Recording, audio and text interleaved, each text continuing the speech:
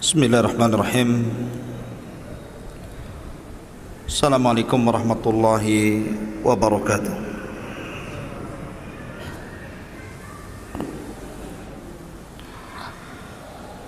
Alhamdulillah, salatu wassalamu ala rasulillah wa ala alihi wa sahbihi wa mawalah, wa la hawla wa la quwata illa billahi wa ba'du. Qala Allahu azza wa jalla, ya ayyuhalladzina amanu taqullaha haqqa tuqatih wa la tamutunna illa wa antum muslimun. Fa in asdaqal hadithi kitabullah wa khairal huda huda Muhammadin sallallahu alaihi wasallam wa syarrul umuri muhdatsatuha wa kullu muhdatsatin bid'ah wa kullu bid'atin dhalalah wa kullu dhalalatin finnar. Ma'asyiral muslimin yang dimuliakan Allah Subhanahu wa taala, alhamdulillah pada malam hari ini kita bisa kembali berkumpul di Masjid Muhajirin, di Masjid Al-Khair. Insyaallah pada malam hari ini kita akan membahas satu tema sejarah. Kita akan berkisah satu sosok yang sangat fenomenal. Dia berkuasa 2 tahun 5 bulan dan 10 hari. 2 tahun 5 bulan dan 5 hari, afwan. Tetapi walaupun singkat menjadi khalifah, di zamannya berhasil menegakkan keadilan. Bahkan simbol keadilan yang ditegakkan khalifah ini sampai hari ini dibaca oleh para khatib pada setiap Jumat. Innallaha ya'murukum bil adli wal ihsan wa ita'i dzil qurba wa yanha 'anil fahsya'i wal munkari wal baghi ya'idukum la'allakum tadhakkarun. Simbol keadilannya dibaca oleh setiap khatib sampai hari ini. Siapa orang ini? Dialah Umar bin Abdul Aziz rahimahullahu ta'ala. Umar kedua setelah Umar bin Khattab radhiyallahu anhu. Ma'asyiral muslimin yang dimuliakan Allah azza wa jalla, Allah subhanahu wa ta'ala setiap 100 tahun sekali akan membangkitkan orang yang akan memperbaharui agamanya. Dan 100 tahun pertama, kata para ulama, Allah bangkitkan Umar bin Abdul Aziz, dan 100 tahun kedua Allah bangkitkan Muhammad ibn Idris, atau dikenal dengan Imam Syafi'i rahimahullahu ta'ala. Siapa Umar bin Abdul Aziz ini? Kenapa begitu fenomenal namanya? 2 tahun lebih berkuasa, tidak ada orang miskin satu negara. Bagaimana caranya? Ma'asyiral muslimin yang dimuliakan Allah azza wa jalla, kita akan cerita nasabnya dulu. Siapa Umar bin Abdul Aziz? Umar bin Abdul Aziz kunyahnya adalah Abu Hafsin. Umar bin Abdul Aziz Ibn Marwan Ibn Hakam Ibn Abil As Ibn Umayyah Ibn Abdi Syamsi Ibn Abdil Manaf, dan begitu seterusnya. Adapun ayahnya adalah Abdul Aziz Ibn Marwan Ibn Hakam, termasuk dari para pemimpin terbaik dari Bani Umayyah. Dulu ayahnya itu menjadi gubernur Mesir 20 tahun di zaman kekuasaan Abdul Malik Ibn Marwan. Adapun ibunya Abdul Aziz, Umar bin Abdul Aziz ini namanya Ummu Asim. Kunyahnya namanya Laila bintu Asim Ibn Umar Ibn Al-Khattab. Jadi ibunya itu keturunan Umar Ibn Khattab. Ada satu kisah dari kisah Laila bintu Asim Ibn Umar Ibn Al-Khattab ini. Jadi suatu ketika di zaman Amirul Mukminin Umar Ibn Al-Khattab, Umar ini sedang mengadakan jalan-jalan malam, melihat orang-orang miskin apa yang dihajatkan mereka. Mungkin bahasa kitanya belusukan, tapi malam-malam bukan siang-siang, dan tidak bawa wartawan. Kemudian dia melihat satu tenda yang lain mati, karena bagaimanapun lampu itu disediakan pemerintah. Tidak sembarang menghidupkan lampu kecuali ada hajat. Jadi ada satu tenda itu masih nyala. Maka Umar bin Khattab kemudian mendekati tenda itu. Rupanya dalam tenda itu ada percakapan dua wanita, seorang ibu dan putrinya. Kata sang ibu, "Nak, malam ini waktunya kita mencampur air susu untuk kita jual besok. Bagaimana kalau kita tambah air supaya banyak untungnya?" Maka anak putrinya mengatakan, "Janganlah, Bu. Bukankah Amirul Mukminin Umar bin Khattab melarang untuk curang dalam berdagang?" Kata ibunya, "Bukankah dia tidak melihat kita, tidak mendengar kita?" Kata putrinya, "Ya, walaupun Umar tidak melihat, walaupun Umar tidak mendengar, tapi Umar punya Tuhan yang bisa melihat dan mendengar kita."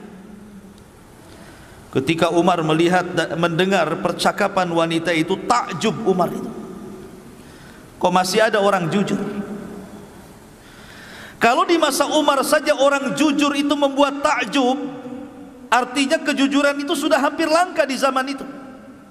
Apalagi di zaman sekarang, cari orang jujur itu ya subhanallah susah. Di zaman itu saya susah cari orang jujur, lagi di zaman sekarang ya. Maka Umar pun tertarik dengan gadis itu. Pulang dia, dikumpulkan putra-putranya, ada Abdullah bin Umar, ada Asim ibn Umar, dan yang lainnya. Kata Umar bin Khattab, "Siapa di antara kalian yang siap menikah?" Di sana ada wanita yang top markotop, mungkin bahasa kitanya ya. Akhirnya kemudian bangkitlah Asim ibn Umar, "Saya wahai abi." Maka dilamarkanlah oleh Umar wanita itu. Menikahlah akhirnya dengan Asim putra Umar ibn Khattab. Dari Asim putra Umar ibn Khattab menikah dengan wanita yang jujur itu, lahirlah seorang anak wanita namanya Laila. Laila inilah ibunda daripada Umar bin Abdul Aziz. Laila putri Asim ini menikah dengan Abdul Aziz. Maka dari pernikahan ini lahir Umar bin Abdul Aziz. Bahkan Umar bin Khattab radhiyallahu anhu suatu ketika pernah bermimpi. Umar bermimpi, dan mimpinya orang soleh beda dengan mimpi kita. Jadi dalam bermimpinya itu Umar melihat bahwa ada dari keturunannya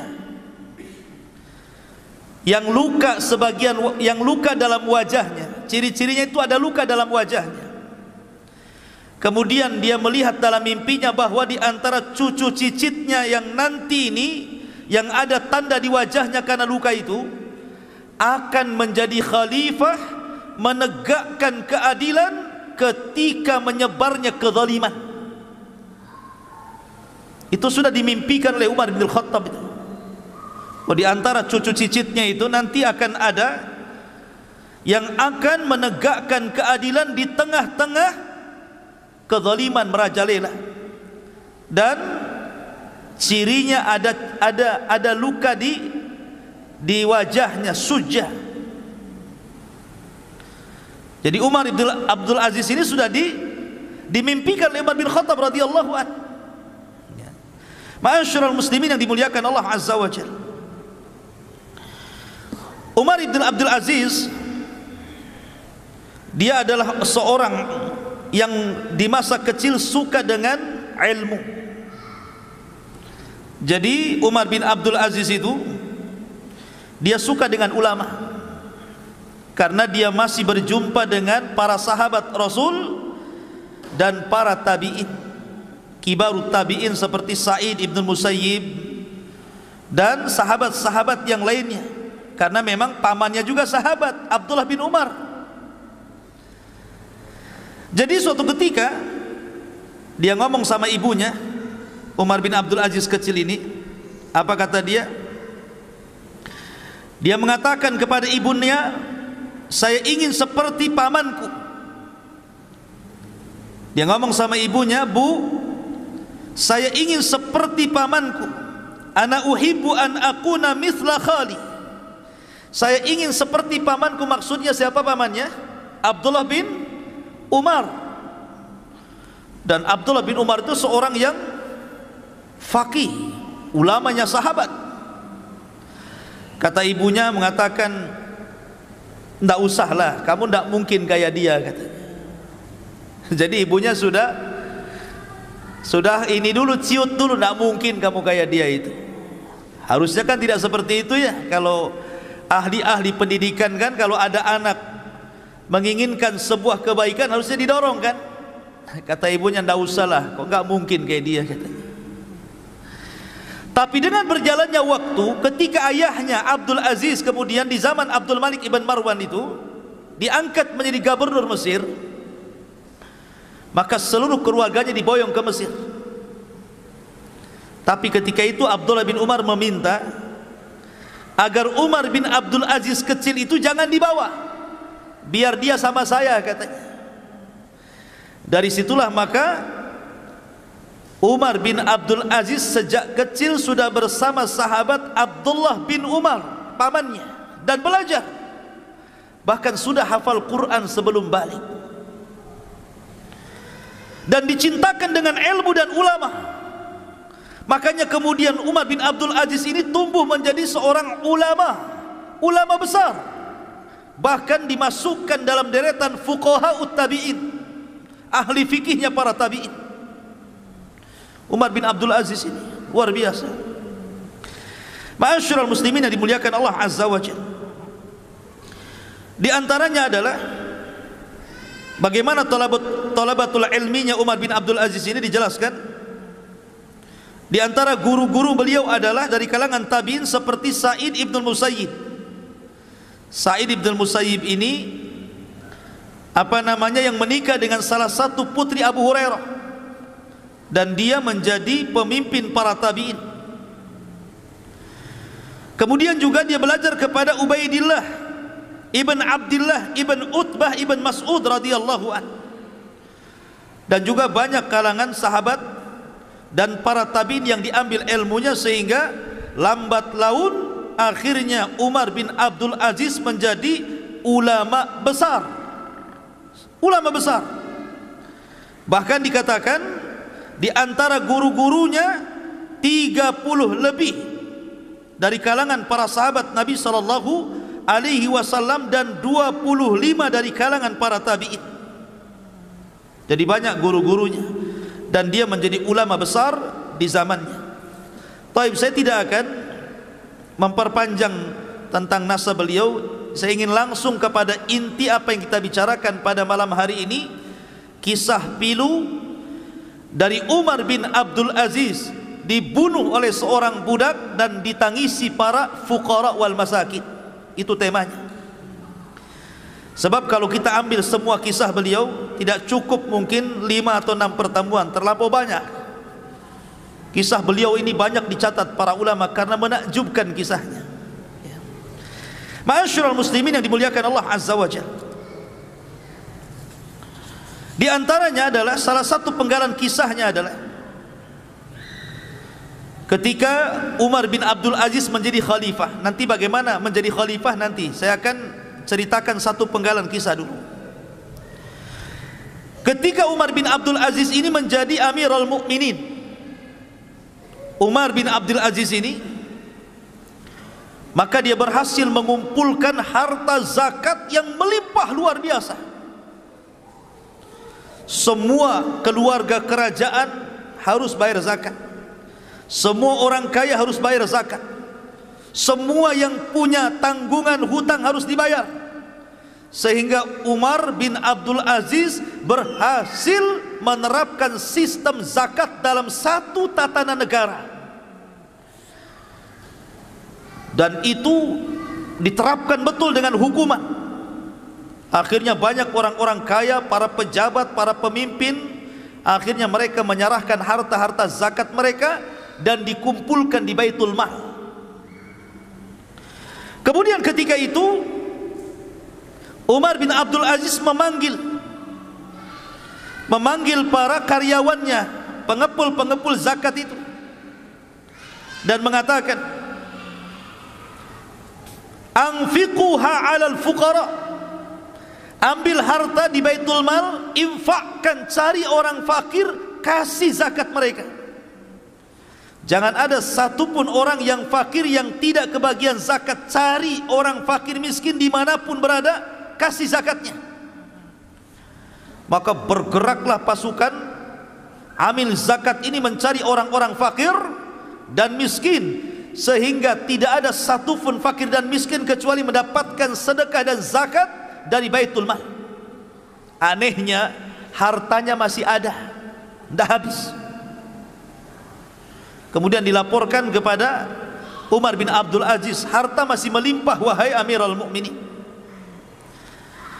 Kemudian Umar bin Abdul Aziz ngomong gitu, kalau begitu jahizu bihal juyush, kalau begitu hartanya yang sisa itu berikan untuk mencukupi para tentara, ya.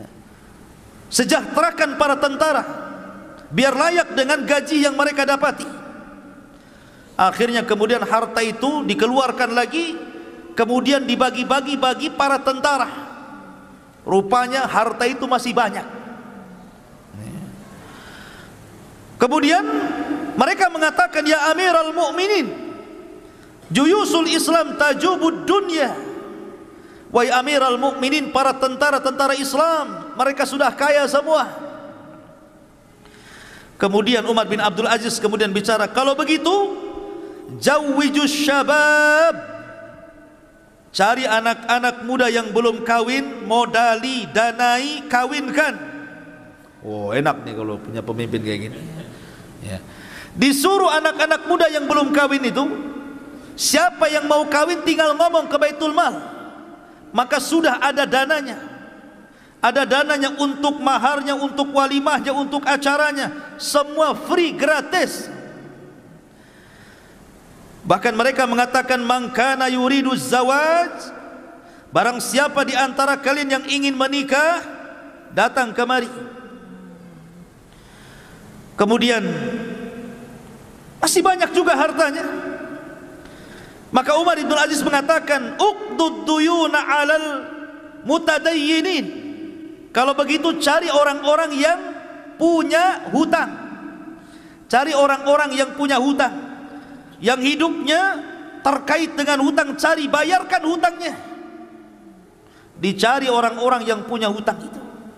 Kamu punya hutang berapa? Sekian, bayarkan sana.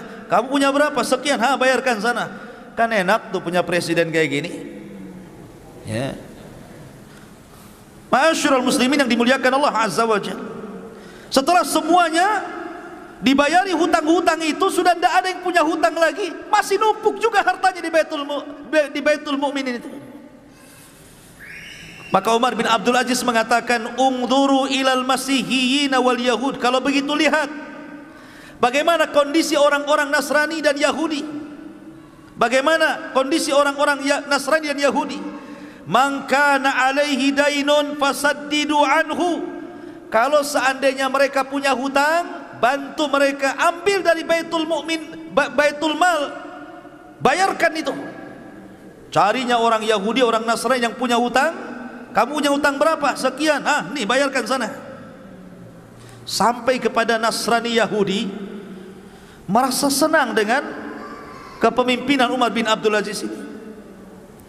Sampai ketika sudah semuanya, sudah orang miskin sudah dinafkahi, orang yang punya hutang sudah dibayarkan, para tentara sudah dicukupkan, orang-orang kafir juga dibantu, sudah nggak ada lagi, tapi harta masih banyak. Maka Umar bin Abdul Aziz mengatakan, kalau begitu belikan uang dari Baitul Mal itu, biji-biji gandum, sebarkan di gunung-gunung, agar jangan orang mengatakan bahwa burung-burungnya Bani Umayyah kelaparan. Sampai kepada burung diperhatikan, ikhwan. Begitulah Amirul Mukminin Umar bin Abdul Aziz. Ya. Makanya Umar bin Abdul Aziz itu seorang khalifah yang tidak pernah dilahirkan di zamannya dan tidak pernah ada orang yang diwafatkan setelahnya. Satu-satunya orang kayak gitu itu. Tidak ada lagi orang yang dilahirkan seperti dia, dan setelah wafat tidak ada lagi orang yang persis seperti dia. Satu-satunya produk langka ini, Umar bin Abdul Aziz rahimahullahu ta'ala. Ma'asyiral muslimin yang dimuliakan Allah Azza wa Jalla, bagaimana kisahnya dia jadi khalifah? Suatu ketika, ikhwatu fiddin, kita tahu bahwa ada terjadi khilaf, ya. Apakah dia lahir di Mesir, apakah dia lahir di Madinah? Pendapat yang kuat berdasarkan pendapat Imam Zahabi rahimahullahu ta'ala, bahwa beliau lahir di Madinah Al-Munawwarah, tinggal di situ, ngapal Quran di situ, belajar di situ kepada para ulama, karena di zamannya masih melimpah para sahabat dan para tabi'in yang sangat mulia. Ma'asyiral muslimin yang dimuliakan Allah Azza wa Jalla, suatu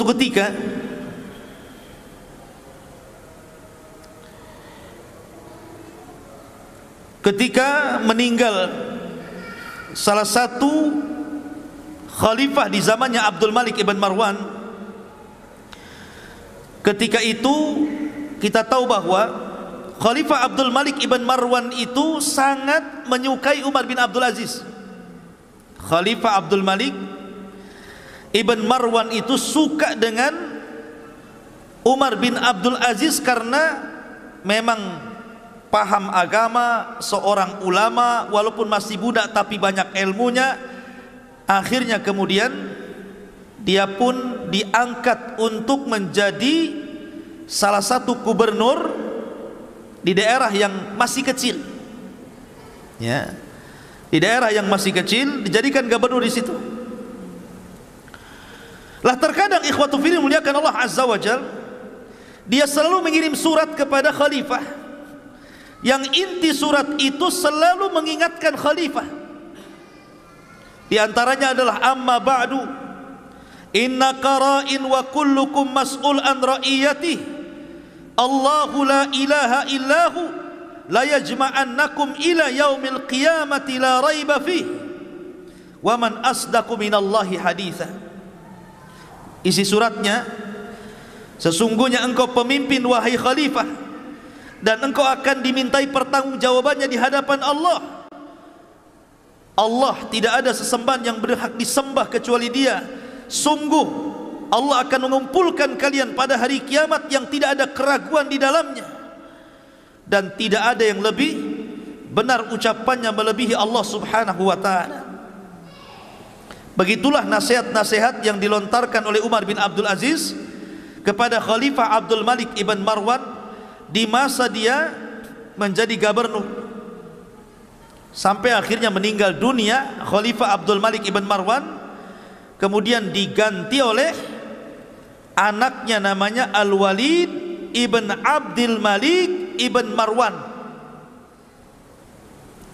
Lah Al-Walid ibn Al-Walid ibn Abdul Malik ibn Marwan ini akhirnya memindahkan Khalifah Umar bin Abdul Aziz yang tadinya di Damaskus, di kota kecil, disuruh pulang ke Madinah untuk menjadi gubernur di Madinah. Tapi ketika itu dia meminta syarat kalau memang saya harus menjadi gubernur di Madinah, dipindahkan dari Damaskus ke Madinah, saya minta 3 syarat katanya. Kalau kau penuhi 3 syarat saya, maka silahkan kau pindah aku dari Damaskus, alihkan saya ke Madinah. Yang pertama syaratnya, an ya'mala fin nasi bil haqqi wal adli wa la yadlim ahada, agar bisa melakukan atau menegakkan kebenaran, keadilan dan tidak mendolimi siapapun. Lihat, syarat pertama. Kemudian wala yajuz ala ahadin fi akhdhi ma 'ala an-nasi min huquqin li baitil mal. Tidak boleh seseorang mengambil hak-hak orang lain kecuali memang dia punya hak yang diberi dari baitul mal, dari badan zakat. Yang kedua, agar senantiasa diberikan waktu dia bisa haji. Jadi saya jadi khalifah di Madinah, tapi saya juga harus haji ke Mekah. Jangan jadi khalifah ketika haji sibuk saya waktu haji tolong saya kasih cuti biar saya bisa haji. Kemudian yang ketiga, agar khalifah membolehkan dia mengeluarkan dana untuk para ulama, menggaji para ulama, karena dia memuliakan para ulama masalahnya kan. Kalau seandainya dipenuhi, saya siap menjadi khalifah katanya, menjadi gubernur di Madinah. Akhirnya Khalifah Al-Walid ibn Abdul Malik kemudian menyetujui, dipindahlah Umar bin Abdul Aziz dari Suriah ke mana? Ke Madinah. Rupanya ikhwatu fiddin, di Madinah ini dia sangat dicintai para ulama, sangat dicintai masyarakatnya, sehingga akhirnya kekuasaannya melebar sampai ke Hijaz. Hijaz itu Mekah, Madinah dan sekitarnya gitu. Yang tadinya Madinah saja akhirnya melebar, maka dia menguasai, menjadi gubernur Hijaz. Lah ketika itu dia mendengar bahwa Hajjaj ibn Yusuf Al-Thaqafi itu mau mengarah ke Madinah. Lah Umar bin Abdul Aziz itu paling tidak suka dengan Hajjaj ibn Yusuf. Kenapa? Karena dia zalim masalahnya. Dia tidak suka dengan kezaliman. Akhirnya dia menyurati khalifah agar jangan sampai dipertemukan dengan Hajjaj, jangan sampai Hajjaj itu ke Madinah atau ke Mekah. Batalkan perjalanannya, saya tidak mau ketemu dengan dia. Sakit hati Hajjaj ini. Akhirnya kemudian bermanuver politik, bagaimana caranya menurunkan Umar bin Abdul Aziz dari gubernur Hijaz itu. Betul-betul dimainkan politik sama dia. Akhirnya terpengaruh juga khalifah itu. Kemudian dicopotlah Umar bin Abdul Aziz menjadi gubernur Hijaz. Setelah dicopot menjadi gubernur oleh Al-Walid ibn Abdul Malik, ditarik ke Damaskus untuk menjadi penasehat raja. Oh, rupanya dinaikkan ya. Tidak jadi gubernur tapi jadi penasehat, tim penasehat raja, khalifah. Lah kedekatan itulah akhirnya ketika Al-Walid ibn Abdul Malik ini semakin dekat dengan Umar bin Abdul Aziz, mendapatkan nasihat, tausiah, wejangan gitu ya.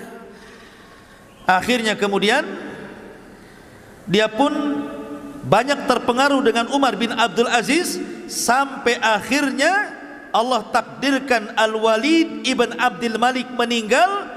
Kemudian kekuasaan jatuh kepada saudaranya Sulaiman bin Abdul Malik ibn Marwan.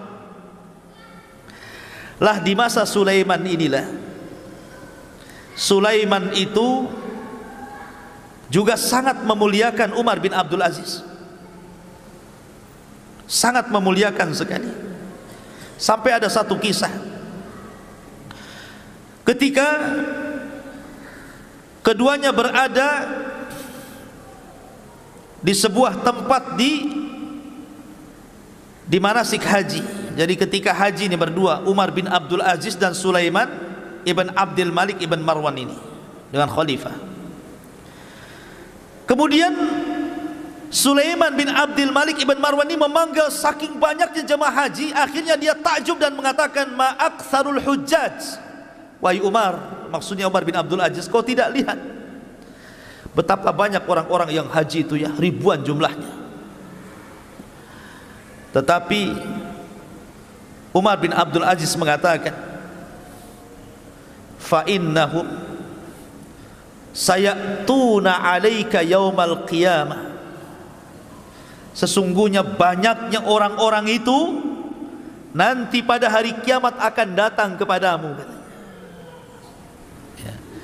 Nanti orang-orang itu nanti pada hari kiamat akan datang kepadamu dan mengadu di hadapan Allah Subhanahu wa taala, apakah engkau memimpin dengan adil ataukah tidak memimpin dengan adil.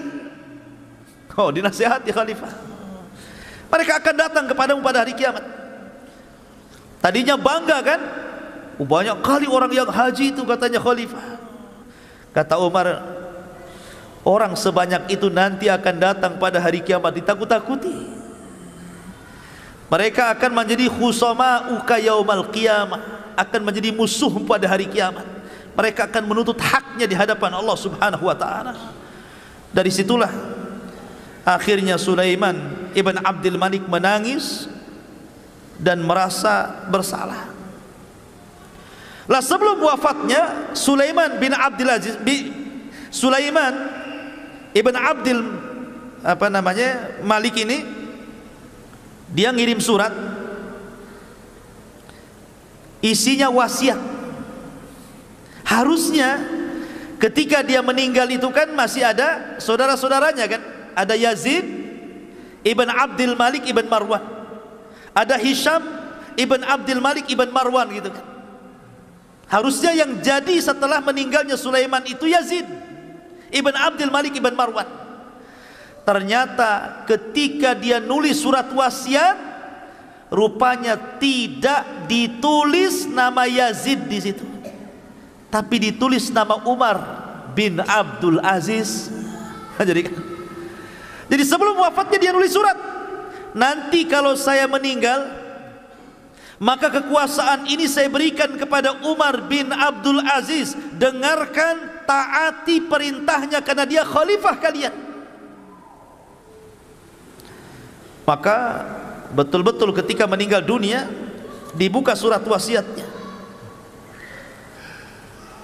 Aku sudah mewasiatkan kepada orang setelahku yang pantas menjadi khalifah, dialah Umar bin Abdul Aziz, maka dengarkan dan taati perintahnya.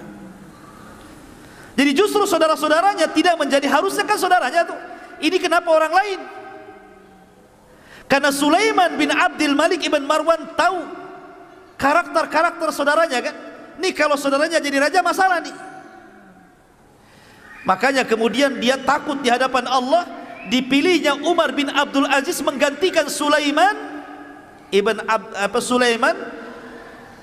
putra daripada Abdul Malik ibn Marwan. Coba anak-anak ya, jangan ribut ya.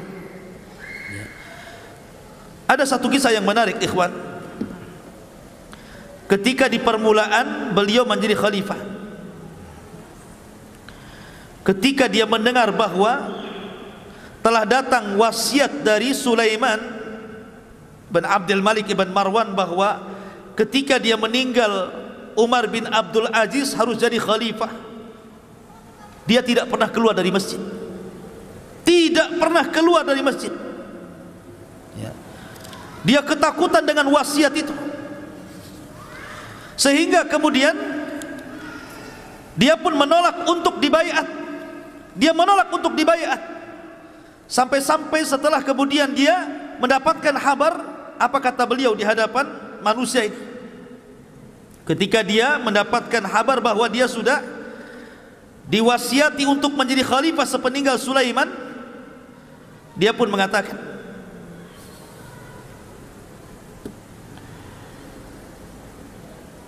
bahwa sesungguhnya aku sudah mendengar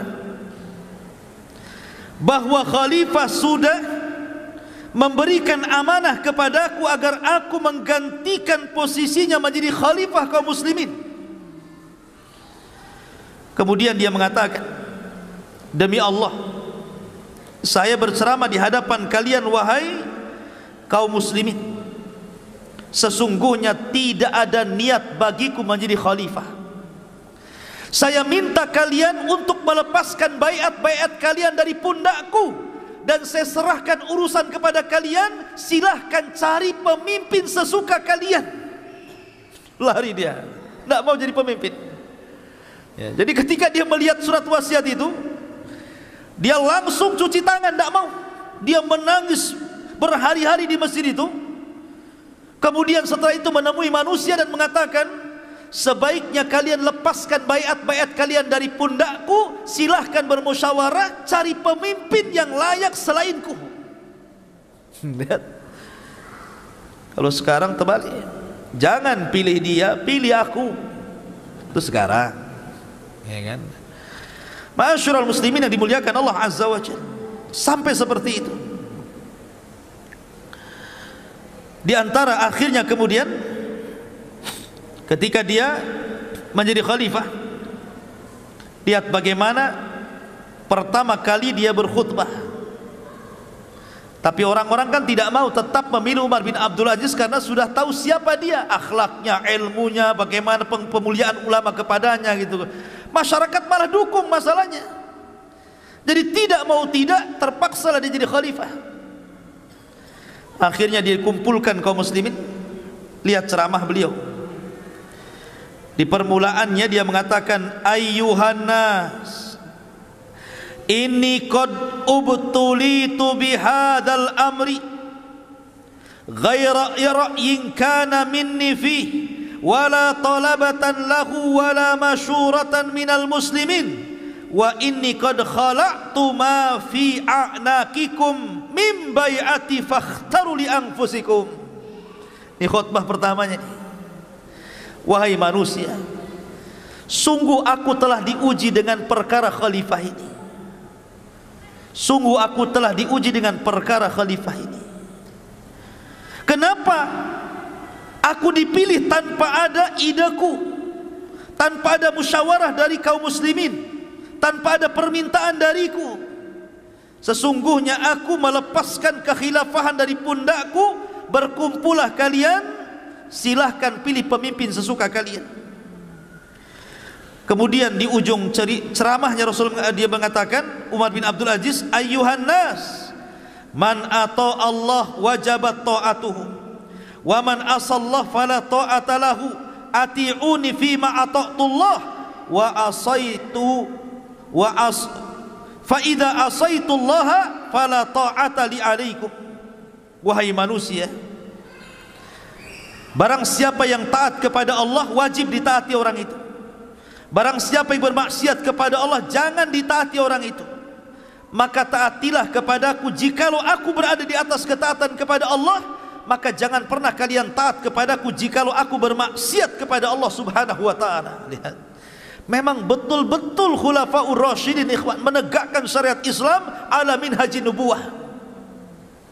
Umar bin Abdul Aziz, makanya ada sebagian para ulama, Umar bin Abdul Aziz itu adalah Imam Mahdi yang ditunggu-tunggu. Imam Mahdi yang ditunggu-tunggu. Walaupun pendapat ini berdasarkan takwil dan dilemahkan para ulama, tapi ada ulama yang mengatakan seperti itu, bahwa fase-fase itu sudah lewat. Kan ada fase nubuah, ada fase mulkun warahmah, ada fase mulkun adud, ada fase mulkun jabarut, gitu ya. Itu sudah lewat, ditutup dengan Umar bin Abdul Aziz, tinggal nunggu kiamat aja. Itu ada sebagian ulama pendapat seperti itu. Tapi ini pendapat ini dibantah oleh para ulama bahwa Imam Mahdi bukan Umar bin Abdul Aziz, tapi nanti di akhir zaman. Tapi dengan adanya yang sebagian ulama mengatakan seperti itu, memang betul-betul dia menegakkan keadilan di tengah-tengah ketika itu menyebar kezaliman. Karena ciri-ciri Imam Mahdi itu apa? Menyebarkan keadilan di tengah-tengah tersebarnya kezaliman, kan itu. Ma'asyiral muslimin yang dimuliakan Allah. Baik, saya akan bercerita beberapa kisah yang menarik sepanjang dia menjadi khalifah. Ma'asyiral muslimin yang dimuliakan Allah Subhanahu wa taala, ketika dia awal jadi khalifah, dia pun kemudian disuruh untuk memilih, apakah engkau akan tinggal di istana? Karena sebentar lagi akan banyak delegasi-delegasi dari daerah-daerah yang akan mengucapkan selamat engkau jadi khalifah, atau engkau akan tinggal di mana?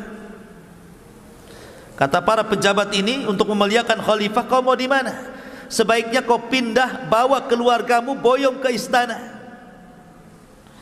Karena sebentar lagi akan banyak delegasi-delegasi dari daerah-daerah yang akan mengucapkan sebagai khalifah diri.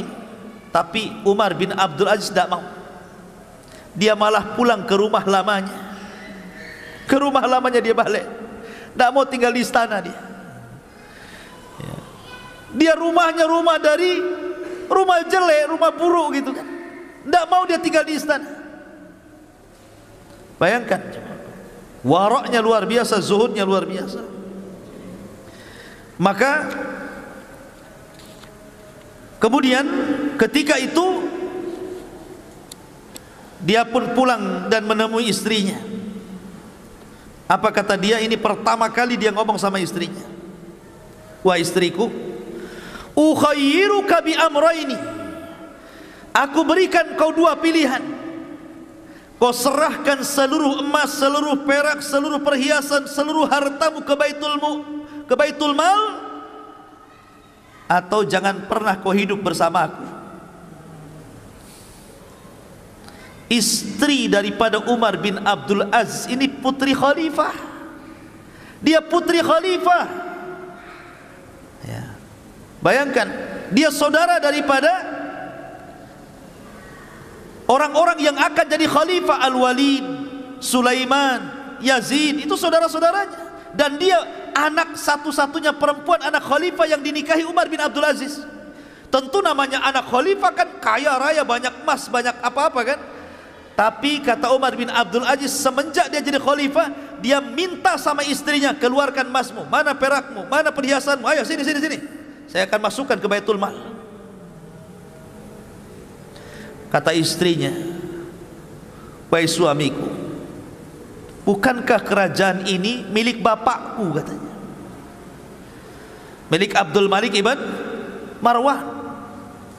Bukankah kerajaan ini milik bapakku? Kata Umar bin Abdul Aziz, man qala laki hadha, siapa yang ngomong ini milik bapakmu, katanya. Kerajaan ini bukan milik bapakmu, tapi kerajaan ini milik manusia, milik masyarakat. Bukan gitu. Subhanallah. Akhirnya ya dia milih suaminya, hartanya habis, diambili semua, dimasukkan ke Baitul Mal, sehingga tidak tersisa kecuali hanya pakaian, beberapa helai yang sudah buruk. Hidupnya sederhana. Setelah itu kemudian mulailah dia nyasar kepada kerabat-kerabat kerajaan. Dia nyasar kepada kerabat-kerabat kerajaan, kepada saudara-saudara, anak-anak dari paman-pamannya yang masih kerabat-kerabat dan keluarga kerajaan, dikumpulkan dan dikatakan, kalian semua, man kana lahu iqaran wala ardan wala malan falyati ila Baitil Mal. Siapa di antara kalian yang punya harta, punya tanah, punya perhiasan, punya dunia, tolong datang ke Baitul Mal, saya akan hitung zakat kalian. Oh, jadi dimulai dari keluarga kerajaan dulu. Marahlah ini keluarga kerajaan ini dan mengatakan, Persis seperti istrinya mengatakan, bukankah ini kerajaan kami? Maka Umar bin Abdul Aziz mengatakan, siapa bilang ini kerajaan keluarga kalian? Ini kerajaan manusia. Keluarkan, keluarkan. Mana zakat-zakat kalian? Mana harta-harta kalian? Subhanallah, dibuat miskin orang-orang itu. Orang-orang kaya itu dibuat miskin betul-betul sama Umar bin Abdul Aziz itu. Jadi yang dulunya mereka nggak pernah zakat, dihitung zakatnya. Berapa tahun kau tak bayar zakat? Berapa tahun kamu tak bayar zakat? Mana zakat ternakmu, mana zakat apa tanimu, zakat, dihitung semuanya. Akhirnya ikhwatu fiddin, apa enggak bankrupt nih orang-orang ini? Betul-betul bankrupt.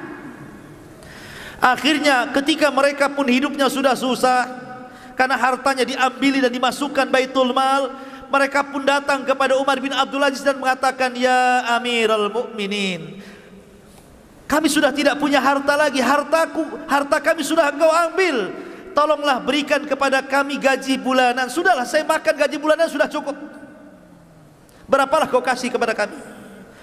Kata Umar bin Abdul Aziz, kalau engkau ingin dapat gaji kerja, kau kerja dulu baru kau dibayar. Persis seperti yang lainnya. Tidak ada anggota kerajaan nganggur tiba-tiba tiap bulan dapat gaji kerja. Bayangkan, ditekannya betul-betul. Ya. Akhirnya kemudian, setelah kemudian orang-orang kaya dari anak-anak pamannya, kerabat kerajaan, mulai dia nyasar ke orang-orang kaya yang ada di luar sana. Dikumpulkan orang-orang kaya itu, semua dikumpulkan. Mana zakat kalian? Nah, sini. Setelah dikumpulkan dan diambil semua zakatnya orang-orang kaya itu, memang betul-betul dia terapkan zakat betul. Baru setelah tidak ada orang kaya kecuali diambil zakatnya, baru dipanggil orang miskin. Siapa yang pernah dizalimi oleh orang kaya? Siapa di antara kalian yang pernah dizalimi orang kaya? Siapa di antara kalian yang pernah diambil hartanya, diambil tanahnya, diambil sawahnya, diambil kendaraannya, diambil binatangnya? Hah, sini. Coba bayangkan. Akhirnya satu-satu, saya dizalimi si anu, saya dizalimi si anu, saya dizalimi si anu. Memang betul-betul hukum ditegakkan di sini. Maka orang-orang miskin pun kemudian mendapatkan hak-hak yang terzaliminya. Dari situlah terpupuk kecintaan orang fakir, orang miskin kepada Umar bin Abdul Aziz. Betul-betul mengadakan pemerataan ekonomi dengan sistem zakat ini. Sehingga lambat laun akhirnya yang miskin itu sudah mulai kaya, sehingga sudah tidak lagi menerima zakat karena sudah cukup. Lihat, walau anna ahlal qura amanu wattaqau lafatahna alaihim barakati minas sama'i wal ardh. Kalau penduduk negeri ini beriman dan bertakwa, maka Allah Subhanahu wa taala akan suburkan dengan berkahnya dari langit dan dari bumi. Sampai-sampai ikhwatu fiddin, ada seorang nenek-nenek itu bicara dengan manusia. Ketika dia mendengar ada serigala yang memakan domba, maka nenek ini mengatakan, wallahi laqad mata Umar, wallahi laqad mata Umar. Sungguh telah meninggal Umar, sungguh telah meninggal Umar. Dulu di masa Umar bin Abdul Aziz masih hidup, tidak ada satupun serigala yang berani mengganggu kambing, katanya. Sekarang dia meninggal, serigala-serigala itu sudah mulai mengganggu kambing, katanya. Sampai seperti itu. Ini ucapan orang tua. Saking amannya di zaman Umar bin Abdul Aziz. Ma'asyiral muslimin yang dimuliakan Allah Azza wa Jalla. Bahkan dikisahkan bahwa Umar bin Abdul Aziz itu baik sarapannya, makan siangnya, makan malamnya itu hanya makan adas. Tahu adas? Bawang. Hanya makan bawang saja dia itu kerjanya, roti sama bawang. Dia tidak pernah makan daging, makan ini, makan itu, karena sudah tidak sanggup membeli. Bukan tidak sanggup membeli juga, karena dia memang hidupnya sederhana, wara', zuhud, dan dia adalah seorang yang memberikan contoh kepada masyarakat. Jadi hari-hari itu makannya bawang saja, roti bawang, roti bawang. Sampai-sampai yang bosan itu pembantunya, karena hari-hari makan bawang. Datanglah pembantunya kepada istrinya Umar bin Abdul Aziz, Fatimah, dan mengatakan, ya Fatimah, laqad malaltu min aklil adas. Wahai Fatimah, aku tidak bosan makan bawang itu, yang lain lah katanya, si makan bawang aja, ya kan? Maka Fatimah mengatakan, ittaqillah, inna hadza ta'amu maulak. Umar bin Abdul Aziz, bertakwalah kau kepada Allah, sesungguhnya adas itu makanan pemimpinmu Umar bin Abdul Aziz, makanan tuanmu itu, jangan kau celah. Coba, jadi pembantunya yang bosan, tapi Umar bin Abdul Aziz tidak bosan. Lihat wara' zuhudnya itu. Ma'asyiral muslimin yang dimuliakan Allah Azza wa Jalla. Bahkan suatu ketika Umar bin Abdul Aziz ini malam-malam masuk masjid. Malam-malam masuk masjid. Namanya masjidnya gelap, tidak ada orang, tidak tahu kalau di masjid itu ada orang tidur. Kemudian kesepak kakinya sama Umar bin Abdul Aziz, marah, ya, dan mengatakan, ya Majnun, ya Majnun, katanya. Dibilang gila. Hei orang gila, kenapa kau sepak kaki, katanya. Dibilang, ini pengawal Umar bin Abdul Aziz sudah emosi dia. Gimana coba khalifah dibilang Majnun? Dalam riwayat khimar, ya himar, wahai keledai, katanya. Lebih kasar lagi. Kata penjaganya ini, biarkan saya tangkap orang itu. Kata Umar bin Abdul Aziz, kan malam-malam, dia hanya tanya, apakah saya gila? Maka ku jawab, lastu majnunan, saya enggak gila. Apa salahnya, katanya. Pergi-pergi. Bagaimana akhlaknya? Ini pengawal ini sudah marah gitu, ya. Masa kemudian khalifah dibilang Majnun? Tapi Umar ingin meredakan suasana dan mengatakan, dia itu tidak mengatakan saya gila. Dia tanya, apakah saya gila? Saya jawab, saya tidak gila. Kita pergi. Seperti itu akhlak dia. Kalau sekarang di medsos antum menghina presiden, pencemaran nama baik, tangkap besok, ya. Ma'asyiral muslimin yang dimuliakan Allah Azza wa Jalla, ya. Akhlak luar biasa. Bahkan Umar bin Abdul Aziz mengumpulkan wuzara dan umara. Jadi masing-masing gubernur dari daerah-daerah mana saja itu disuruh datang ke ibu kota, mengadakan rapat besar-besaran. Setelah mereka duduk di kursi, mulailah Umar bin Abdul Aziz mengatakan, saddidu duyunan nas, kullu man kana lahu dainun sadadna, at'imul fuqara.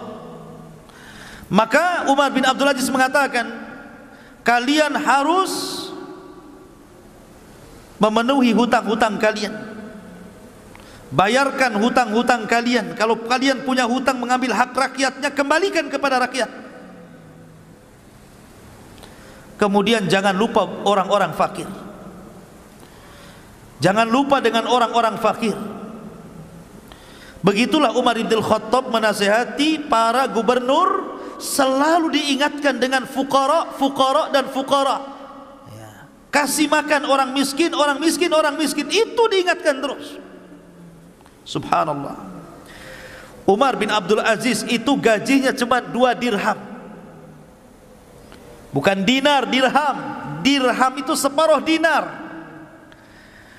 Kalau satu dirham itu berapa? 4 gram lebih. Berarti kalau dinar 2 gram lebih. Berarti kalau seandainya 1 gramnya anggap 1 juta, berarti 1 dirham itu 2,5 juta lah.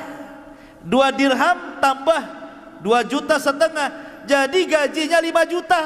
Itu maksudnya. Itu kalau emasnya 1 gram 1 juta ya.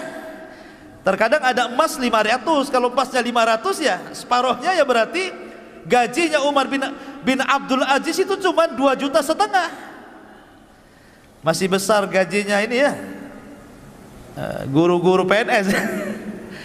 Coba bayangkan, gajinya 2 dirham, 2 dinar afan. Sampai suatu ketika Umar bin Abdul Aziz ini dia lewat pasar. Kemudian di pasar itu dia melihat ada inab. Inab itu ada anggur. Dia suka pengen makan anggur itu. Pengen makan anggur dia. Dimasukkannya ini. Gak ada duit. Khalifah gak ada duit, dikoceknya Iwan. Pulang dia. Dia temui Fatimah istrinya. Dan dia mengatakan, halaki dirhamun ya Fatimah, apakah engkau punya uang 1 dirham wahai Fatimah? Apakah engkau punya uang 1 dirham wahai Fatimah? Maka kemudian Fatimah mengatakan, walima ya Umar, untuk apa wahai Umar? Kata Umar ibn Abdul Aziz mengatakan, laqad marartu ala suq fara'aitu inaban fastahaitu. Aku tadi lewat di pasar, rupanya aku melihat ada inab, ada anggur, aku pengen membelinya tapi tak ada duit. Kemudian Fatimah mengatakan, ya Umar, anta amiral mu'minin wa la yujad fi baitika dirhamun wahid. Kata Fatimah, wahai Umar, engkau suamiku, engkau ini pemimpin kaum muslimin, masa di rumahmu tidak ada uang 1 dirham? Masa di rumahmu tidak ada uang 1 dirham? Maka lihat jawabannya. Kata Umar bin Abdul Aziz, hadza ahwanu alayya min mu'alajati ahwali yaumul qiyamah. Dengan aku tidak punya uang 1 dirham di rumah, ini lebih ringan bagiku daripada kelak uang-uang itu akan mempertanyakan diriku pada hari kiamat. Subhanallah, lihat ya. Sampai nggak jadi beli anggur karena nggak punya uang. Padahal kalau dia ke pasar minta saja pasti dikasih. Dia Amirul Mukminin. Dia Amirul Mukminin. Dia minta anggur, masa nggak dikasih? Ya. Tapi lihat bagaimana zuhud waraknya. Sampai dia itu punya anak kecil. Umar bin Abdul Aziz ini punya anak kecil. Ada rombongan membawa buah-buahan tufah. Tufah itu apa? Apel. Dari perkebunan apel datang beberapa karung gitu ya, untuk diserahkan ke Baitul Mal.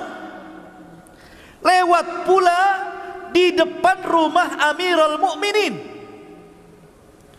Anak kecil nih, anaknya Amirul Mukminin Umar bin Abdul Aziz ini tidak pernah melihat tufah, tidak pernah melihat apel itu. Jadi kepengen. Coba, anak-anak orang miskin sudah biasa makan apel, ini anak Amirul Mukminin lihat apel saja aneh gitu kan. Luar biasa ini kan, susahnya ini. Jadi ketika melihat ada orang bawa rombongan bawa apel ini, anak ini lari, kemudian ambil mengambil, namanya anak-anak belum berakal, karena ingin kepengennya itu apel itu, dikejarnya tufah itu. Setelah kemudian berhasil gitu, dan penjaga pun dia tahu ini anak Amirul Mukminin, tidak berani mencegah lah kan begitu. Anak khalifah udah di tangan itu 1 apel itu dan hampir dimakan. Tiba-tiba datang bapaknya Umar bin Abdul Aziz, dipegang tangannya, jangan dimakan. Ini bukan milik kita. Kemudian diserahkan lagi, ngamuk anak ini, namanya anak kecil kan, kayak diambil mainannya, pokoknya nangis. Akhirnya digendongnya oleh Umar bin Abdul Aziz, dibawa pulang, tetap nangis di rumah. Istrinya marah, ya Amirul Mukminin, ya Umar, kenapa kau buat anakmu menangis? Kata Umar bin Abdul Aziz, demi Allah ketika aku melihat anak ini mengambil tufah tadi dan hendak memakannya. Kemudian ku ambil dari mulutnya seolah-olah aku mencabut hatiku dalam dadaku, karena aku juga tidak tega. Tetapi aku teringat pada hari kiamat, kalau seandainya ini akan dipertanggungjawabkan di hadapan Allah, apa yang harus aku katakan di hadapan Allah Subhanahu wa taala? Subhanallah. Ini pemimpin kayak gini kapan lagi adanya, coba. Bayangkan, saking takutnya dia, Umar bin Abdul Aziz. Ma'asyiral muslimin yang dimuliakan Allah Azza wa Jalla. Suatu ketika datang salah satu gubernur dari daerah menuju pusat menemui Umar bin Abdul Aziz di malam hari. Maka Umar pun memasukkan dia ke dewan pertemuan. Kemudian dinyalakan lampu zaitnya itu, lampu tempol kalau kan dulu ya, pakai zait, pakai minyak ya. Mulailah Umar bin Abdul Aziz berdiskusi, bertanya, gimana soal orang miskin di daerahmu, gimana orang susah di daerahmu, bagaimana zakat, gimana sedekah, gimana kondisi masyarakatku, gimana begini, pokoknya tanyalah hal ikhwal tentang kondisi kaum muslimin yang ada di wilayah gubernur itu. Maka setelah gubernur ini alhamdulillah mengatakan di wilayah kami aman, terkendali, begini, sampai akhirnya dia balik tanya, gubernur ini balik tanya, wa kaifa haluka ya amiral mu'minin, wa kaifa haluka ya amiral mu'minin, bagaimana kondisimu wahai amiral mu'minin?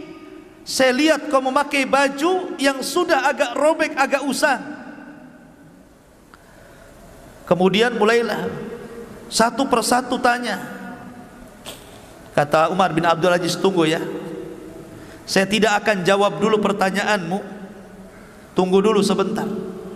Bangkit, ambil lampu, ditiupnya. Kita ngomong gelap-gelap. Tadi apa kamu nanya soal saya? Jadi gubernur mengatakan, kenapa kau padamkan lampu? Lima atfa'tal asyiraj, kenapa kau padamkan lampu? Jadi kita gelap-gelap lah jadinya. Kata Umar bin Abdul Aziz, kalau kau tanya soal aku, berarti ini pertanyaan pribadi, nggak ada kaitan dengan negara. Lampu itu milik negara. Tapi kalau kau bertanya soal rakyatku, soal bangsaku, soal negaraku, soal zakat, soal fuqara, soal miskin, ku hidupkan. Karena ini memang urusan negara dan lampu itu milik negara. Bayangkan coba, ada khalifah kayak gini gara-gara lampu. Sampai ketika datang hadiah. Nih Umar bin Abdul Aziz dikasih hadiah berupa minyak wangi. Minyak wangi yang sangat harum sekali. Ketika itu datang minyak wangi, tiba-tiba serbannya ditutupkan ke mulutnya. Pokoknya jangan sampai mencium itu. Kata Muzahim, ya Amirul Mukminin, bukankah minyak wangi itu untuk diambil harum-harumnya? Karena tidak mungkin dimakan, tidak mungkin diminum. Kenapa kau tutup? Kata Umar bin Abdul Aziz, justru karena itu saya belum jelas ini minyak wangi ini hadiah untukku atau untuk negara, diserahkan ke Baitul Mal. Kalau seandainya ini diserahkan ke Baitul Mal, aku sudah menciumnya padahal aku tidak berhak menciumnya, karena ini milik masyarakat, bukan milikku. Bayangkan kan? Katanya Muzahim, bukankah nggak diminum, nggak dimakan? Justru itu minyak wangi itu yang memang di mana-mana nggak diminum, nggak dimakan, manfaatnya jadi cium kan, begitu kan? Akhir tetap dia tidak mau mencium minyak wangi, ditutupnya pakai serban ini, sampai akhirnya masukkan ke Baitul Mal, katanya. Masukkan dia ke Baitul Mal. Seperti itu ikhwatu fiddin Umar bin Abdul Aziz. Ma'asyiral muslimin yang dimuliakan Allah Azza wa Jalla. Sampai suatu ketika Umar bin Abdul Aziz ini suatu ketika sholat malam di rumahnya. ketika dia sholat, lewatlah kepada ayat-ayat tentang azab, tentang neraka. Tiba-tiba dia nangis. Ketika dia nangis, istrinya ikut nangis yang mendengarkannya. Ketika istrinya nangis, anaknya ikut nangis karena melihat ibunya menangis. Ketika tetangganya mendengar bahwa di rumah Umar bin Abdul Aziz ada tangisan, ikut menangis dia. Kemudian tetangganya mendengar tetangga ini menangis, ikut menangis. Tetangga ini ikut menangis. Satu desa menangis karena tangisan Umar bin Abdul Aziz. Bayangkan, nular tangisannya juga. Seperti itu Umar bin Abdul Aziz pengaruhnya kepada masyarakat itu. Sampai-sampai suatu ketika dia keluar dari masjid, dia meminta kepada para sahabatnya, isbikuni, duluan bahasa kitanya, isbikuni, duluan. Sahabatnya mengatakan, walima ya Amirul Mukminin, kenapa, ada apa ini? Sudah duluan saja, saya belakangan. Akhirnya kemudian dia mengambil baglahnya, mengambil kendaraannya, himarnya, dan tidak menuju rumahnya, tapi dibelokkan menuju kuburan. Tengah malam menuju kuburan. Kemudian dia duduk di kuburan itu. Kemudian dia berbincang-bincang di kubur, memanggil-manggil orang-orang yang ada di kubur itu, dan mengatakan, ya ayyuhal mauta, madza fa'alta bin nas? Wahai orang-orang yang sudah meninggal, apa yang kau lakukan dulu kepada manusia di masa hidupmu? Kemudian yunadi, dia pun berteriak, ainal mu'azzam wa ainal muhtaqar? Aku sudah tidak bisa membedakan lagi mana kuburan orang mulia, mana kuburan orang yang dihinakan. Kemudian dia membaca ayat, ma aghna anni maliyah halaka anni sultaniyah. Duhai kiranya kekuasaan yang kubanggakan tidak ada nilainya kalau aku sudah masuk ke liang lahat. Duhai harta yang selama ini kubangga-banggakan pun, apalah gunanya kalau aku sampai masuk ke dalamnya. Begitulah renungan kuburan membuat dia menangis. Ma'asyiral muslimin yang dimuliakan Allah Azza wa Jalla. Kemudian kisah yang menarik juga. Suatu ketika datang anaknya yang perempuan itu kepada Umar bin Abdul Aziz, menangis gara-gara tidak punya pakaian. Saya kira anak antum banyak pakaiannya, sehari bisa ganti 3 kali ya. Ini anak perempuan Umar bin Abdul Aziz tidak punya pakaian kecuali satu. Dia ngomong sama bapaknya Umar bin Abdul Aziz seraya menangis, sehingga Umar mengatakan, lima tabki, kenapa anda menangis? Qalat, maka anaknya mengatakan, ya abata, inna thawbi mutazahhiqan, sesungguhnya pakaianku banyak robeknya, maka belikanlah pakaian untukmu. Kata Umar bin Abdul Aziz, dia memanggil pembantunya, Muzahim, sini. Kemarin saya pernah menyobek selimut. Itu bekas sobekan selimut di mana tuh? Di mana itu bekas sobekan selimut saya yang kemarin saya sobek-sobek itu? Katanya pembantunya, ada wahai Amirul Mukminin. Ah, kau ambil lagi, kau jahit, buatkan pakaian untuk anakku, katanya. Sobekan, tinggal beli saja padahal kan. Disuruh kainkan yang bekas sobek-sobek itu, disuruh dijahit, buatkan pakaian, buatkan untuk anakku, katanya. Subhanallah, sampai seperti itu. Sampai ada orang miskin datang dari jauh mendengar keadilannya Umar bin Abdul Aziz. Siapa yang meminta kepadanya tidak akan ditolak, pasti diberi dan dikasih dari Baitul Mal. Datang dia dari jauh, dia belum kebagian. Dia bertanya, mana rumahnya khalifah? Oh, di sana tuh. Berangkat dia. Ketika masuk ke rumah khalifah, keluar lagi dia, nggak bawa apa-apa. Orang-orang pun bertanya, kenapa kau tidak mendapatkan apapun dari khalifah? Maka orang ini mengatakan, memang aku nggak minta. Kenapa kau nggak minta? Aku malu, kondisiku jauh lebih mulia dibandingkan dia. Orang miskin nggak jadi minta, itu loh, bayangkan. Nggak jadi minta nih orang miskin ini, Masuk rumah Umar bin Abdul Aziz, keluar lagi. Mana barang yang kau minta? Memang aku tak minta, ya tak bawa barang. Kenapa kau tak minta? Aku malu, katanya. Aku masih lebih baik hidupku daripada dia. Lihat, hanya di zaman Umar bin Abdul Aziz orang miskin tak jadi minta. Gitu ya. Karena khalifahnya lebih miskin, begitu ya. Seperti itulah kondisi Umar bin Abdul Aziz. Makanya wajar kalau ada sebagian mengatakan itulah Imam Mahdi sesungguhnya, kan. Walaupun pendapat ini lemah. Ma'asyiral muslimin yang dimuliakan Allah Azza wa Jalla. Akhirnya kita langsung saja karena sudah lewat jam 9. Bagaimana wafatnya? Namanya orang baik, ikhwatu fiddin. Imam yang adil itu tidak lepas daripada musuh-musuh yang banyak. Orang yang baik itu pasti banyak musuhnya. Apalagi dia seorang khalifah. Tidaklah kayu gaharu itu tercium baunya kecuali setelah dibakar. Maknanya apa? Terkadang dengan banyaknya musuh itu menunjukkan kualitas orang itu. Ya. Orang baik itu pasti dimusuhi orang. Dan setelah meninggal baru diketahui kebaikannya. Lah, disitulah anak-anak daripada Abdul Malik ibn Marwan. Setelah Sulaiman ibn Abdul Malik kan masih ada Yazid, ada Hisham dan beberapa orang. Yazid ini enggak sabar. Sebenarnya kalau Umar bin Abdul Aziz meninggal dunia, Sulaiman bin Abdul Malik sudah mewasiatkan yang jadi khalifah sepeninggal Umar bin Abdul Aziz adalah Yazid bin Abdul Malik. Tapi Yazid ini tidak sabar, ingin jadi khalifah.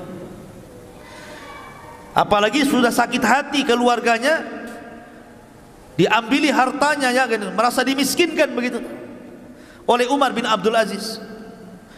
Makanya dia menyuruh salah satu budaknya, kau letakkan racun pada makanan Amirul Mukminin Khalifah Umar bin Abdul Aziz. Sebagai imbalannya, ku beri kau 1000 dinar. Yang kedua, kau kumerdekakan kalau berhasil. 1000 dinar, banyak 1000 dinar. Dan kau jadi orang merdeka.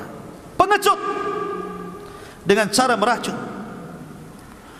Maka betul-betul gulam ini, budak ini akhirnya berusaha untuk memasukkan racun ke makanannya dan berhasil. Sampai Amirul Mukminin disangka kena sihir. Disangka kena sihir. Ketika ditanya, ada apa engkau wahai Amirul Mukminin, kau terbaring sudah terlalu lama. Hal anta mashur, apakah engkau terkena sihir? Maka Umar bin Abdul Aziz mengatakan, tidak. Bahkan aku telah diracun dan aku tahu siapa yang meracunku. Aku tahu siapa yang telah meracunku, bayangkan. Kemudian akhirnya sebelum dia meninggal dunia, dia panggil orang yang meracunnya. Dia tidak kasih tahu siapa orang yang meracunnya. Dia sendiri yang tahu siapa yang meracunnya. Dia minta kepada pembantunya agar jangan diberitahu siapapun tentang siapa yang meracunnya dan siapa yang memerintahkannya. Dia hanya minta kepada pembantunya sebelum dia wafat, tolong panggilkan orang yang meracun aku itu. Kata pembantunya, siapa wahai khalifah? Si Anu bin Anu. Dipanggil orang budak itu, ditangkap, dipanggil. Kemudian dihadapkan di hadapan Umar bin Abdul Aziz. Kata Umar bin Abdul Aziz, ya gulam, man hamalaka ala ma fa'alta hadha? Wahai gulam, apa yang menyebabkanmu melakukan hal ini kepadaku? Man amaraka, siapa yang memerintahkan kamu? Maka gulam ini ketakutan dan mengatakan, amarani Yazid. Yazid yang telah memerintahkan aku. Yazid ibn Abdul Malik. Kemudian Umar bin Abdul Aziz mengatakan, wabima, dengan apa kau dapat imbalan? Bi alfi dinar wa yu'tiquni, karena aku akan mendapatkan imbalan 1000 dinar dan dia berjanji akan memerdekakan aku. Maka itu Umar bin Abdul Aziz ini lagi mau mati nih. Dia mengatakan kepada pengawalnya, ambil yang 1000 dinar itu, ambil, rebut, masukkan ke Baitul Mal, masukkan ke Baitul Mal. Dan kamu yang sudah meracunku, ku maafkan kamu. Uhrub, pergi kamu. La yaraka ahad, jangan sampai siapapun melihat kamu kemudian kau akan ditangkap dan dibunuh. Kau harus pergi sekarang, sudah ku maafkan, tapi jangan dilihat orang bahwa kau yang telah meracun aku. Ini sudah ketahuan, harusnya kan ditangkap, kan diadili gitu. Tidak, dimaafkan, suruh pergi. Jangan tahu siapapun bahwa kau yang meracunku, dan jangan diberitahu bahwa Yazid yang telah meracunku. Mulianya akhlak Umar bin Abdul Aziz, ikhwan. Nufusul udhama la tataghayyar, kata para ulama. Jiwanya orang besar itu tidak pernah berubah, dari dulu pemaaf dan akan senantiasa pemaaf. Begitulah nufusul udhama, jiwanya orang mulia itu tidak pernah berubah, mereka akan sama, ya. Ma'asyiral muslimin, sampai akhirnya ketika Umar bin Abdul Aziz betul-betul meninggal di Himsa, di Suriah sana, maka banyak orang-orang miskin yang menangis, para fuqara menangis, anak-anak menangis seolah-olah menjadi anak-anak yatim, wanita-wanita menangis seolah-olah jadi janda, orang-orang fakir dan miskin menangis seolah-olah tidak ada lagi yang memberi makan mereka. Satu dunia menangis. Sampai-sampai Raja Rum, Raja Romawi, Malikur Rum, orang kafir, ketika mendengar meninggalnya Umar bin Abdul Aziz, apa katanya? Laqad matal yaum malikun adil la yushbihu adluhu fi wujudihi ahadun. Sungguh hari ini telah meninggal seorang raja yang sangat adil, yang tidak ada semisalnya di alam semesta ini. Ini pengakuan Malikur Rum tentang keadilan Umar bin Abdul Aziz di zamannya. Ma'asyiral muslimin yang dimuliakan Allah Azza wa Jalla, sehingga ketika dia kemudian mengumpulkan anak-anaknya untuk tarikah harta warisan, sampai-sampai dikatakan kepada Umar bin Abdul Aziz, afala tatruk li ahlika syai'an ya Amiral Mukminin, kenapa kau tidak tinggalkan harta yang banyak untuk keluargamu wahai Amirul Mukminin sebagai warisan? Qala, dia mengatakan, in kanu salihin Allahu yatawalla salihin, jika mereka anak-anakku orang-orang saleh, maka Allah yang akan menjaga orang-orang saleh. Tidak perlu ku kasih harta, Allah yang kasih harta nanti. Ya, begitu maksudnya. Aku tidak perlu kasih harta mereka, kalau mereka benar-benar saleh, Allah yang kasih harta mereka. Akhirnya kemudian Umar bin Abdul Aziz pun ketika sudah berkuasa 2 tahun 5 bulan 5 hari berhasil menegakkan keadilan yang tidak pernah ditegakkan oleh khalifah-khalifah Bani Umayyah maupun Bani Abbasiyah, khalifah setelahnya.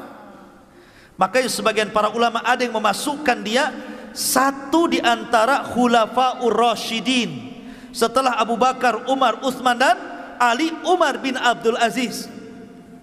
Ada yang mengatakan Hasan ibn Ali, saking adilnya, ya.